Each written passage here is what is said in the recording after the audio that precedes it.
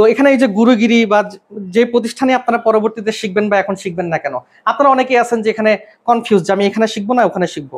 আমি এখানে বলবো না যে না আমাদের এখানে ভর্তি হন, কি দরকার, ভর্তি হয়েন না, আপনার যেখানে খুশি মন চায় সেখানে ভর্তি হন।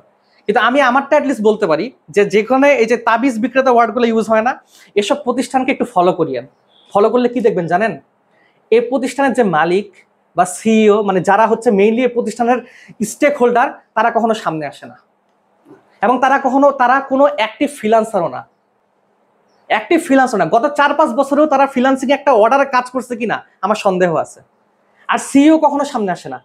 আমি বড় বড় এরকম 5টা প্রতিষ্ঠানের নাম বলতে পারবো, বাট ভাই মারামারি লাগে যাবে ভিডিও ভাইরাল হলে, বাইরে গেলে। সত্য কথা, টু বি ফ্র্যাঙ্ক, বিশাল বড় বড় প্রতিষ্ঠান, মানে 20-30 বছর ধরে কাজ করতেছে, বা বাংলাদেশে একবার ক্যাম্পেইন চালাইলে এক ক্যাম্পেইনে তাদের 15 থেকে 20,000 স্টুডেন্ট ভর্তি হয়। আপনি অবাক হয়ে যাবেন। এখন গুরুগিরিতে আমাদের কি আছে, আসার সময় দেখছেন না, এখানে মনে হয় একটা আগে ব্যানার ছিল, এই যে আমাদের হচ্ছে ফাইবারে একটা এজেন্সি আছে। বাংলাদেশে কয়টা প্রতিষ্ঠানের ফাইবারে এজেন্সি আছে একটু দেখায় না আমাকে। ফাইবার বলছে যে এই প্রতিষ্ঠানটাকে আমি এজেন্সি হিসেবে স্বীকৃতি দিলাম। ফাইবার সবকিছু চেক করছে। ফাইবার এমন একটা প্ল্যাটফর্ম, যারা যদি কেউ এখানে কোনোদিনও ফাইবার সম্পর্কে একটু আইডিয়া থাকে, একটু পান থেকে চুন খসলে ফাইবার অ্যাকাউন্ট নাই, হয়তোবা জানেন না আপনারা। সেই ফাইবার গুরুগিরিকে একটা মানে এসিও, মানে সার্টিফাইড এসিও এজেন্সি হিসেবে মানে তারা স্বীকৃতি দিছে।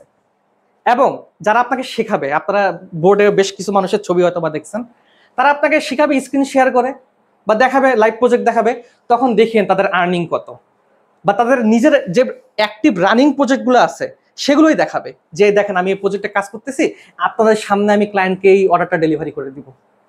এটা হচ্ছে প্রতিষ্ঠান এবং তাবিজ বিক্রেতার মধ্যে ডিফারেন্স। আরেকটা খুব কমন কোশ্চেন আছে যে আমরা কাজ পাবো কিনা।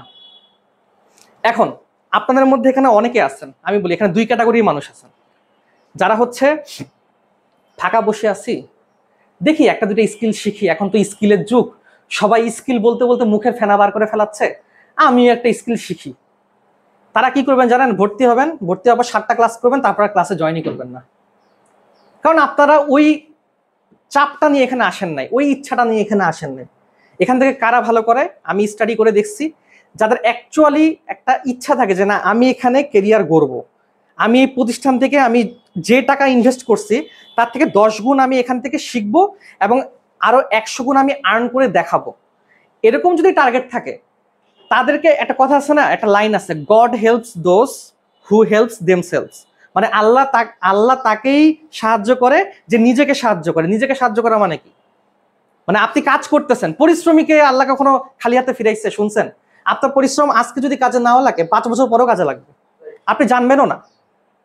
তো ওইভাবে ওই সৎ মন মানসিকতা নিয়ে আপনারা পরিশ্রম করতে আসবেন, এটা হচ্ছে মেইন টার্গেট। কারণ এই যে অনেকে বলে যে আমি তো ফ্রিল্যান্সিং শিখলাম বাট মার্কেট প্লেসে কাজ পাইলাম না। কয়দিন মার্কেট প্লেসে ঘোরাঘুরি করছে? 7 দিন হইলো। মানে 7 দিন মার্কেট প্লেসে ঘোরাঘুরি করলাম, একটু ফাইবারে ঘোরাঘুরি করলাম, দেখলাম একটা গিগ দিলাম, হয়ে গেল নাকি? এত সস্তা? আপনি যত সাকসেসফুল ফ্রিল্যান্সার আছে প্রত্যেকের মানে কাহিনী শুনবেন খালি, তাহলে বুঝবেন কত রাত না ঘুমায় কাটাইতে হয়েছে, কতবার তার ফাইবার অ্যাকাউন্ট ডিসেবল হয়েছে, কতবার তাকে নতুন করে আবার অ্যাকাউন্টটা ক্রিয়েট করতে হয়েছে, নতুন করে রিভিউ নিয়ে নিয়ে তার গিগটাকে র্যাঙ্ক করতে হয়েছে। আর এখানে একটা কমন জিনিস আছে, সেটা হচ্ছে ফার্স্ট অর্ডার পাওয়াটা খুব টাফ, এটা ট্রু। আর ফার্স্ট অর্ডার পাওয়ার ক্ষেত্রে কোনটা আপনাকে সব থেকে বেশি হেল্প করবে? আপনার কমিউনিকেশন স্কিল। এই কারণেই গুরুগিরি রংপুরের প্রথমবার শুধু স্কিল শেখায় ছেড়ে দিবে না, এখানে কমিউনিকেশন স্কিলটা মানে ইমপ্লিমেন্ট করা হয়েছে।